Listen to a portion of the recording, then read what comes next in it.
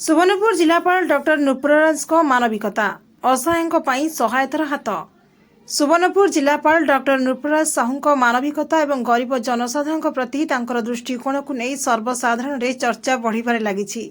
पुणी थरे डुंगरीपाड़ी ब्लॉक अंतर्गत चंपाडोली ग्रामर उत्कल तेजी घरे पहुंची जिलापाल से परिवार समस्यार समाधान करी सेमानंक मुहरे हस फुटाइछंती। जिलापाल डॉक्टर नूपुरराज साहू चंपाडोली ग्रामर उत्कल तेजी घर को जाइथिले। उत्कल तेजी किछि दिन हेब स्नायु रोग रे पीड़ित होई अस्त्रोपचार परे घरे असहाय अवस्था रे पड़ी रहिछंती। तांको पुओ सिपुन +2 परीक्षा रे 75% मार्क रखिथिले मध्य आर्थिक अनाटन जोगु तांको पाठपढ़ा रे व्याघात सृष्टि होतला। जिलापाल परिवार दुख शुणिबा परे तुरंत सिपुन आगामी पाठपढ़ा पई समस्त सहाय्य जोगाई देवाकू प्रतिश्रुति दैछंती। जिलापाल प्रतिश्रुति परे परिवार मध्य खुशीर लहरी खेली जाइछि एवं समग्र अंचल रे एही महत् कार्य को नहीं चर्चा जोर धरिछि। Bureau report UTV Odisha.